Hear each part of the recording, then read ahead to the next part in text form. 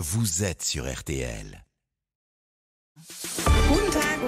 Buonasera. Ils refont la France sur RTL. Buenos dias. Namaste. Avec Anaïs Bouton. Bonsoir à tous, bienvenue dans Ils refont la France. Comme chaque vendredi soir, retour sur l'actualité de la semaine avec les correspondants de la presse étrangère. C'est un peu la France dans vos yeux, messieurs. Et ce soir, Richard, à vous l'honneur. Bonsoir les amis, Richard Verly du quotidien suisse Blick. Good evening, Adam Sage of the Times. Buonasera, Paolo Levi de la Stampa Italiana. Buenas tardes, Juan José Dorado, prensa española. Bonsoir et merci à tous les quatre d'être là pour Ils refont la France. Jusqu'à 20h. Ils refont la France sur RTL. Et au programme cette semaine, travail contre alloc. Les Français sont-ils des feignants? Messieurs, je vais vous demander ça. Explosion des prix de l'énergie, le bouclier tarifaire prolongé en France. Est-ce que ça va suffire pour passer l'hiver? Et puis, faut-il boycotter la Coupe du Monde au Qatar? Mais d'abord, Adam... oui, on s'était promis qu'on n'en parlerait plus, mais on va en parler quand même. Les ultimes adieux à la reine d'Angleterre. Je ne sais pas si vous avez entendu Jean-Luc Mélenchon, c'était samedi dernier à la Fête de l'Humanité. Tendez l'oreille. C'est le moment qui les intéresse. Là, on va bouffer de la reine d'Angleterre pendant 10 jours. Alors, il n'a pas complètement tort, le patron des Insoumis, du cercueil ambulant à la queue de 8 km pour l'hommage final, du destin des petits chiens orphelins de Sa Majesté en passant par Elisabeth la bête de mode. Tous les angles ont été traités. Adam Sage, vous êtes journaliste au Times, donc est-ce que vous comprenez l'engouement des Français ? Oui, je pense que les Français sont fascinés par la reine. Ils sont fascinés depuis la Révolution par la monarchie, par ce qu'ils ont perdu.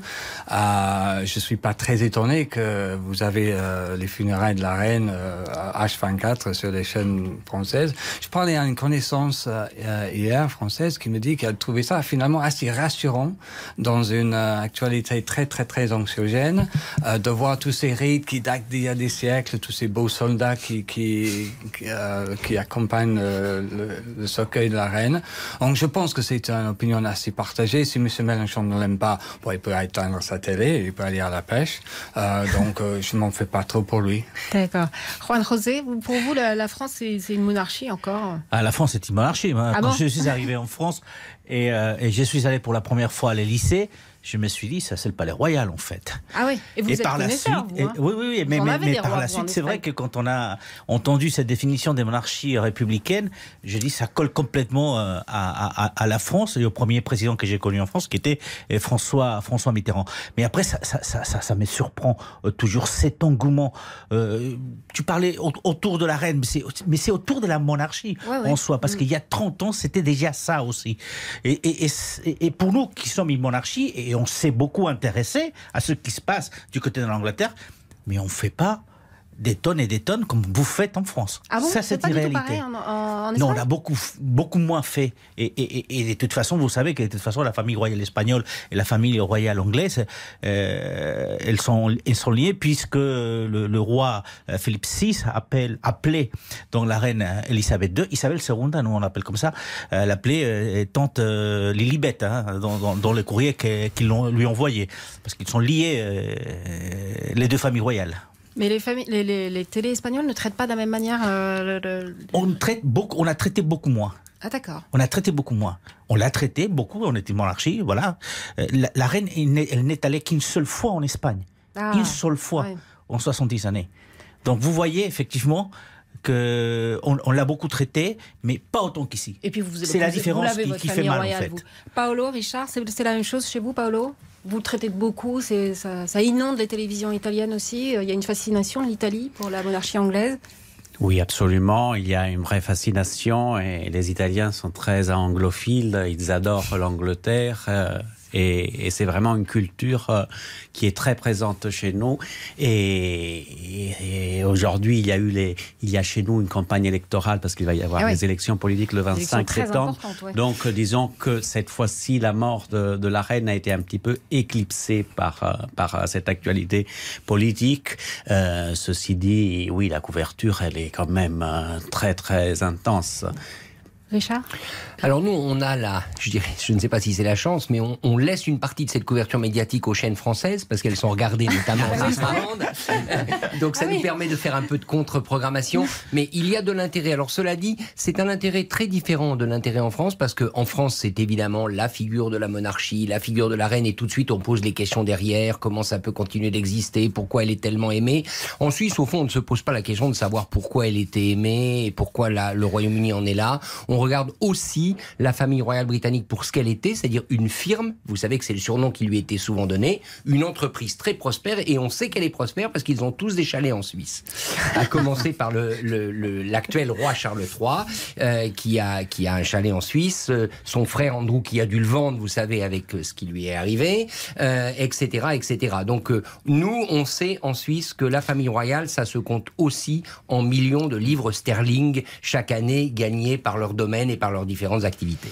Adam Sage, ce qui a intéressé votre confrère Charles Brenner, il a fait un papier dans le Times assez drôle sur ces maires français qui ne veulent pas mettre les drapeaux en berne lundi au moment des funérailles. Vous les comprenez, il y a le maire de Bourges, notamment Yann Gallu, et ça a intéressé le Times. Ça a intéressé les Anglais alors. Oui. On a un parfum de querelle franco-britannique qu'on adore. Écoutez, je pense que la plupart des drapeaux vont être en berne quand même, suivant les conseils du président Macron. Oui, qu'il y a quelques maires de gauche qui ne peuvent pas le faire. Ça me dérange pas trop. Je comprends qu'ils se disent non, nous on a abattu notre monarchie il y a deux siècles. On ne veut pas refaire la monarchie britannique. Après, on verra si c'est très étendu. Je crois pas trop. Bon, oui, on verra ça. On en reparlera plus, nous, je pense pas. Sauf dans RTL Midi, lundi, les obsèques de la reine avec Céline Landreau et Pascal Praud en direct sur RTL. Une pause, et dans un instant, les Français sont-ils des feignants, messieurs? Travailler, c'est trop dur. Et voler, c'est pas beau. Demander la charité, c'est quelque chose que pas faire. À tout de suite sur RTL. RTL, Sie erfinden Frankreich neu ils refont la France. avec Anaïs Bouton.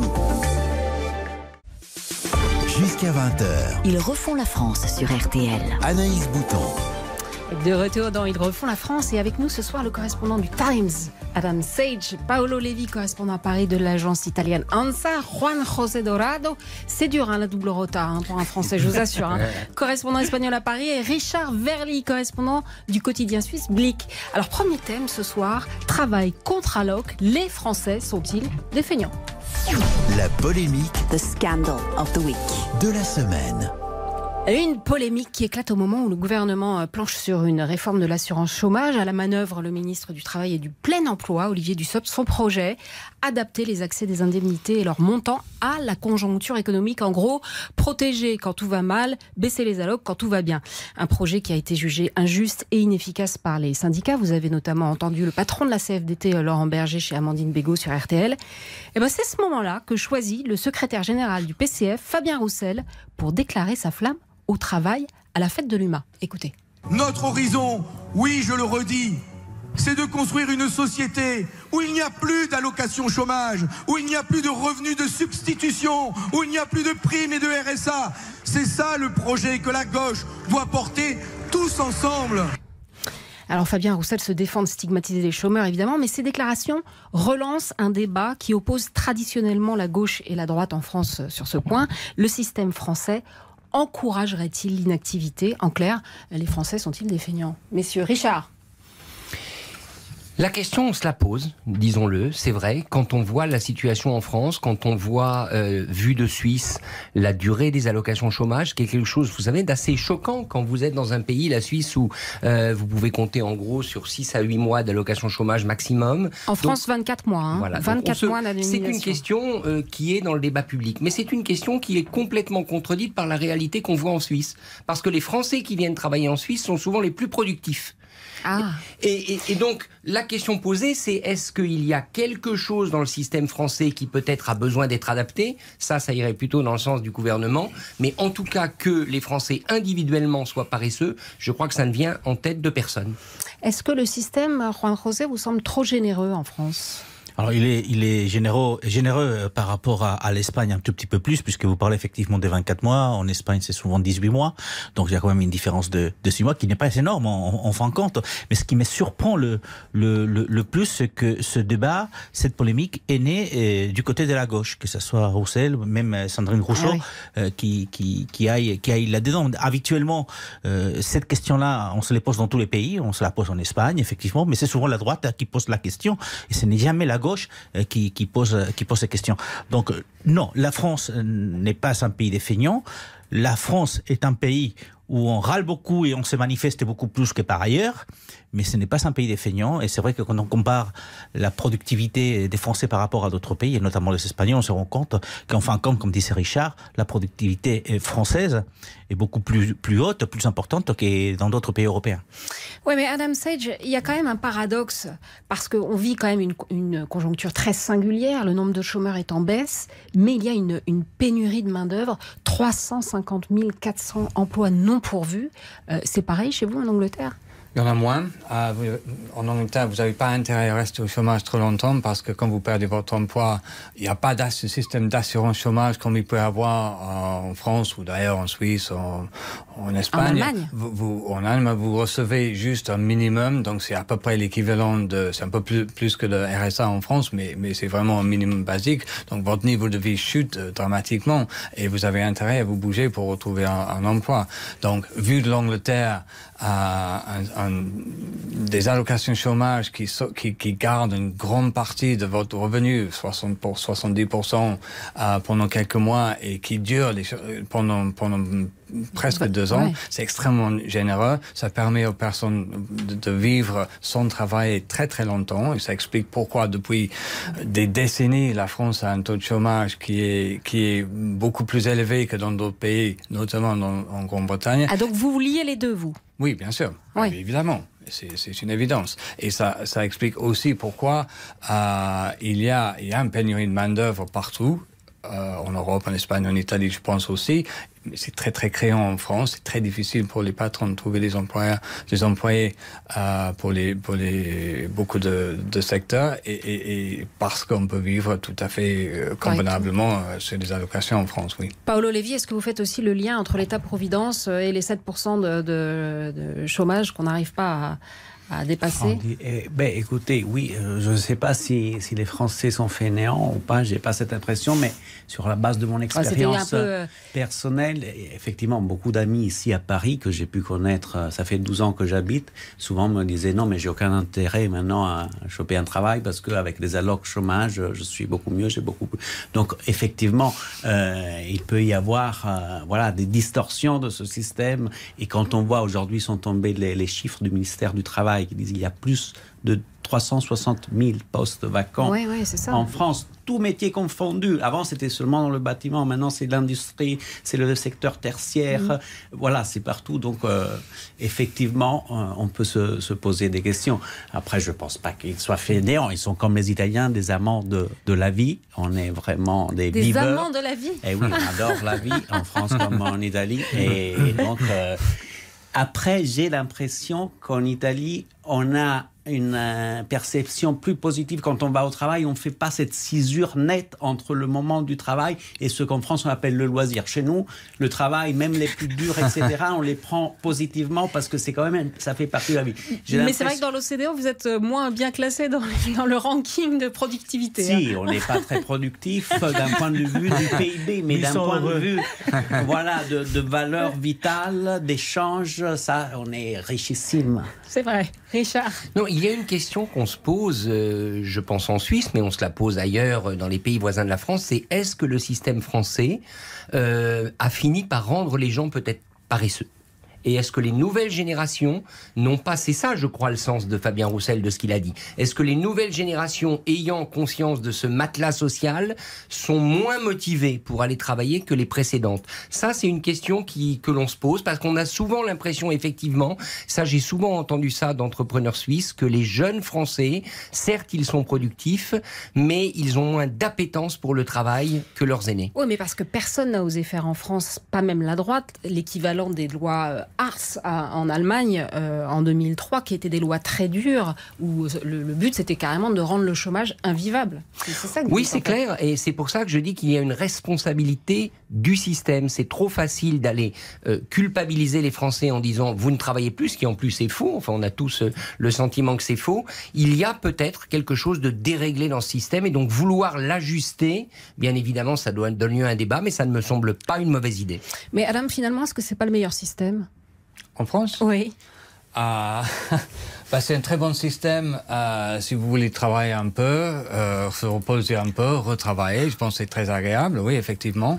Il y a aussi, je pense qu'il y a une espèce de discours en France qui est sous-jacent, mais depuis des années, de anti-travail ou anti-secteur privé, qui fait que c'est très facile pour les gens de se dire si je reste à la maison, finalement, je fais bien parce que je participe pas au système capitaliste. Ça peut amener un problème à un moment donné. Alors vous diriez quoi d'un pays comme l'Espagne qui a 12% de chômage ? On est en train de parler des 7% en France. On est près des 5% quand on considère qu'il n'y a plus de chômage. L'Espagne, c'est 12%. Mais c'est la réalité. Il manque de la main-d'œuvre aussi. D'accord. Mais le système français, je ne pense pas qu'il incite les gens à ne pas travailler. C'est vrai que ça les incite peut-être à être plus exigeants aussi. À l'heure d'aller travailler et pas prendre n'importe quoi. Qui va prendre n'importe quoi ? C'est lui qui est vraiment dans le besoin absolu.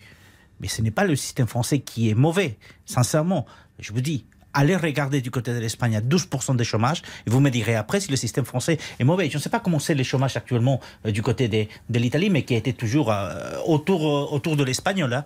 C'est assez particulier. Il ne faut pas non plus trop critiquer le système qui est protecteur, et ça, dans les temps qui courent, il faut le garder. Allez, une pause, et dans un instant, gaz, électricité, la facture chauffe. Est-ce qu'on va bien passer l'hiver quand même ? À tout de suite sur RTL. RTL. Remaking France. Avec Anaïs Bouton. Bienvenue chez Dacia Service. Pour votre révision, on vous a réservé votre huile favorite. Vous l'aviez adorée la dernière fois. Et on a aussi contrôlé la pression de vos pneus pour être gonflé à bloc. Avec Dacia Service à prix Dacia, votre Dacia se sent comme à la maison. Profitez de la révision Eco avec ses 38 points de contrôle à partir de 89 € dans l'un des 4000 points Dacia Service. Réservé aux particuliers jusqu'au 31 octobre. Conditions et prise de rendez-vous sur dacia.fr. Pour les trajets courts, privilégiez la marche ou le vélo. Anaïs Bouton. Ils refont la France sur RTL. Allez, ils refont la France avec nous ce soir. Adam Sage, Paulo Levi, Juan José Dorado et Richard Verly. C'est le chiffre de la semaine. La cifra de la semana. Le chiffre de la semaine. Le chiffre de la semaine. On parle maintenant de l'explosion des prix de l'énergie. Aurons-nous les moyens de nous chauffer cet hiver ? Y aura-t-il des coupures de courant ? C'est l'une des principales préoccupations des Français cette rentrée. Et le chiffre de la semaine, les chiffres de la semaine, ils ont été donnés par la Première ministre Elisabeth Borne quand elle a exposé les conditions du prolongement du bouclier tarifaire. On l'écoute. Nous allons prolonger en 2023 le mécanisme de bouclier tarifaire pour tous les ménages. Nous allons ainsi limiter les hausses de prix à 15% pour le gaz en janvier 2023 et à 15% pour l'électricité en février.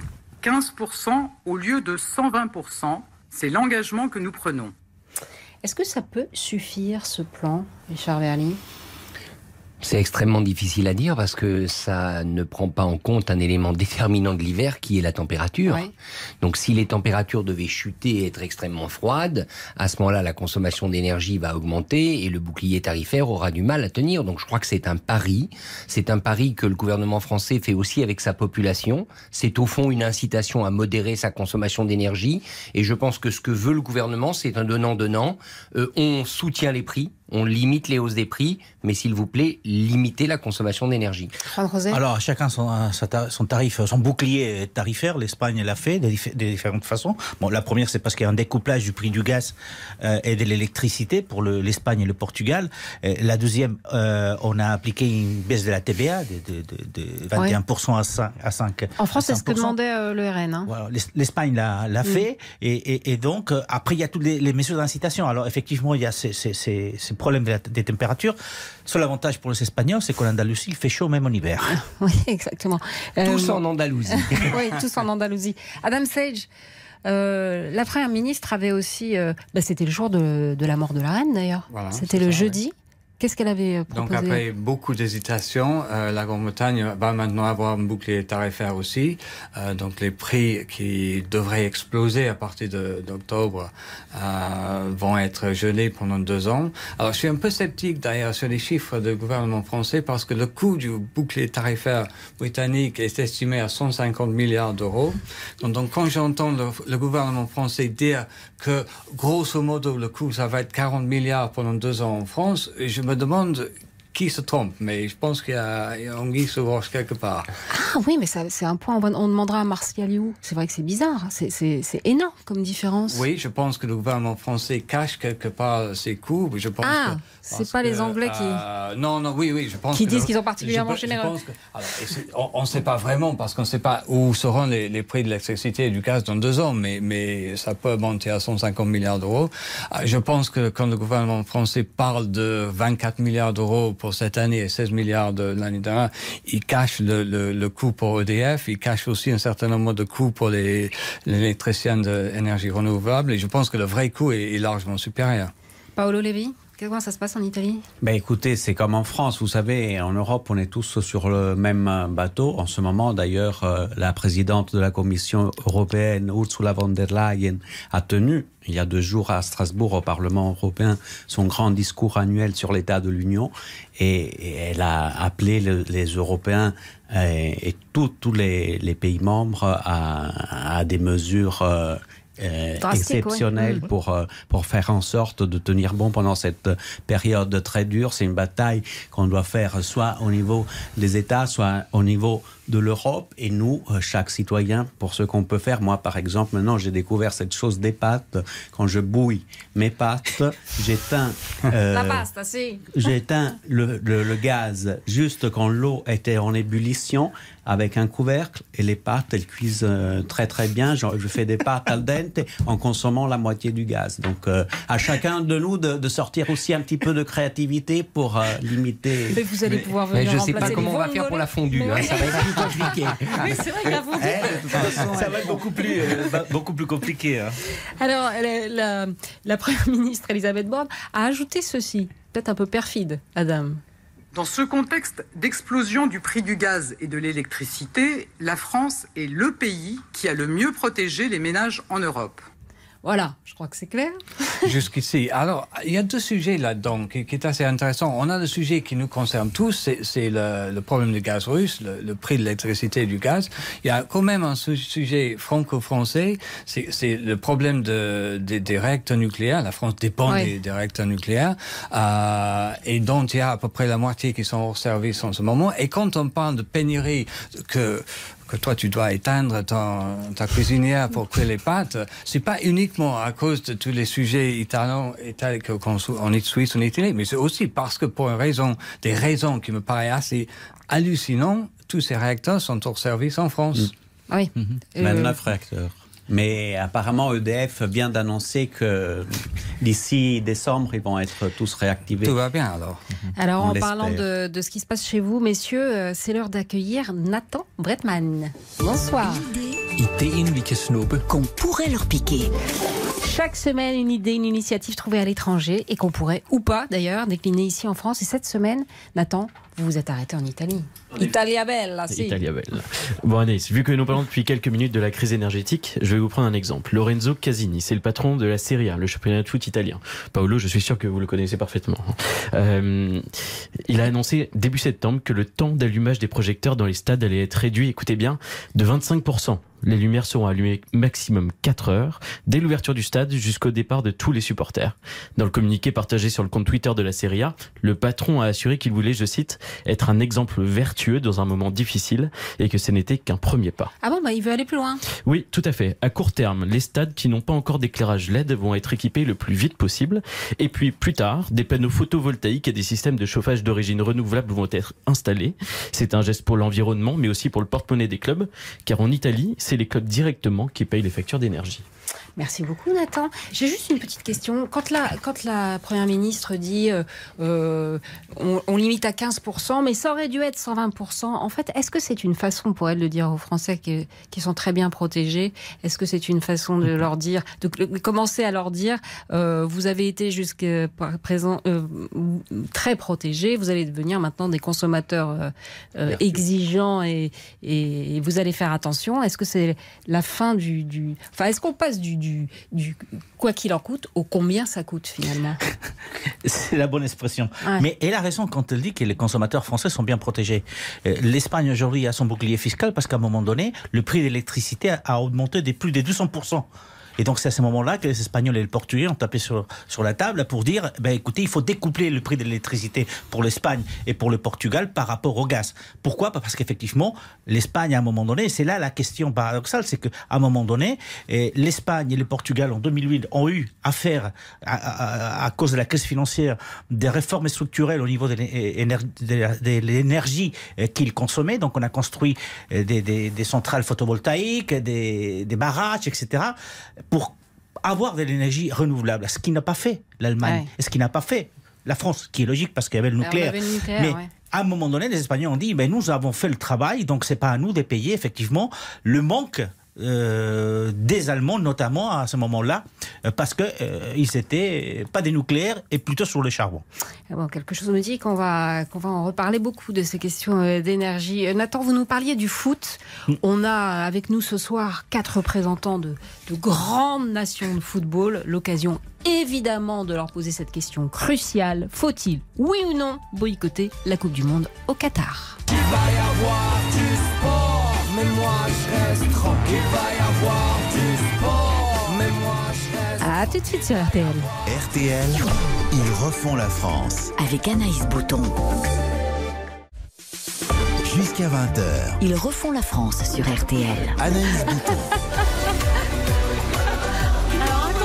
Attendez, là non, il faut que Richard, on rebondit sur ce qu'on vient de dire. Ils refont la France avec Adam Sech, Paolo Lévy, Juan José Dorado et Richard Verly. Il y avait une petite astuce pour économiser de l'énergie chez vous, Richard. Alors effectivement, sur la fin du débat dernier. On a une idée suisse à proposer à Elisabeth Borne. C'est une idée tout à fait officielle parce qu'elle a été défendue par le Conseil fédéral, c'est-à-dire le gouvernement suisse, c'est de multiplier les douches à 2. Parce que ça fait économiser l'énergie. Mais une des ministres, très attentive, a dit que la douche à 2, ça ne convenait pas à tout le monde. On verra, choisissez votre partenaire. Alors, on y retourne, on retourne au Qatar. S'il te plaît, Boris. Voilà. Alors, cette musique-là, c'est la musique de l'hymne de la Coupe du Monde. C'est peut-être ça qu'il faut boycotter en premier, d'ailleurs. Et puis, il y a une autre petite musique qui monte depuis des semaines. Les appels au boycott de la Coupe du Monde au Qatar. Ils se multiplient et c'est l'acteur Vincent Lindon qui a ouvert le bal en France. Je ne regarderai pas la Coupe du Monde. C'est non seulement une aberration climatique, et en plus, il y a un non-respect des droits de l'homme. C'est incroyable. Alors depuis, de nombreuses voix se sont jointes à celles de l'acteur Éric Cantona, Fabien Roussel, le quotidien de La Réunion qui ne couvrira pas l'événement, et le hashtag boycott Qatar est en train de monter sur les réseaux. Est-ce que pour vous, messieurs, c'est une polémique très française? Qu'est-ce que ça vous inspire? Non, ce n'est pas une polémique très française. En Espagne existe cette polémique. Alors, pas sur le fait de boycotter directement, mais par exemple, Íñigo Errejón, qui est député de la gauche radicale espagnole, qui a demandé à la Fédération espagnole de football de mettre un maillot arc-en-ciel pour ces matchs au Qatar. Donc, il va falloir aller au Qatar. De toute façon, se poser la question aujourd'hui, quand le mondial va commencer au mois de novembre, c'est complètement stupide. Je pense qu'il aurait fallu se poser la question largement avant. Mais effectivement, il y a des choses qui peuvent être faites pour dénoncer l'aberration climatique, mais aussi les atteintes aux droits de l'homme qu'on a eu du côté du Qatar. Et donc, c'est l'une des propositions qui ont été faites en Espagne. Richard ? Je crois qu'on a là une aberration du foot business, mais tout le monde l'a compris. Donc si finalement il y aura peut-être, je dirais, une espèce de vérité qui va sortir de la Coupe du Monde du Qatar, c'est qu'à un moment donné, il faut arrêter les excès d'organiser des événements sportifs dans ces conditions. Alors après, ça pose quand même une question difficile. C'est est-ce que certains pays devraient être interdits de grands événements sportifs. Je ne pense pas, dans le cas du Qatar, on aurait pu au moins imaginer une Coupe du Monde à plusieurs pays, on aurait pu imaginer une Coupe du Monde dans d'autres conditions de stade, etc. C'est plutôt les excès de la Coupe du Monde au Qatar que le fait qu'elle se déroule au Qatar. Les JO sans neige en Chine, c'était pas mal non plus. Hein. Ouais. Oui, franchement. C'est vrai. Non, c'est vrai, vous avez raison. Sage. Enfin, même si j'adore Eric Cantona, Eric the King, hein, comme on dit à Manchester, je ne partage pas son point de vue.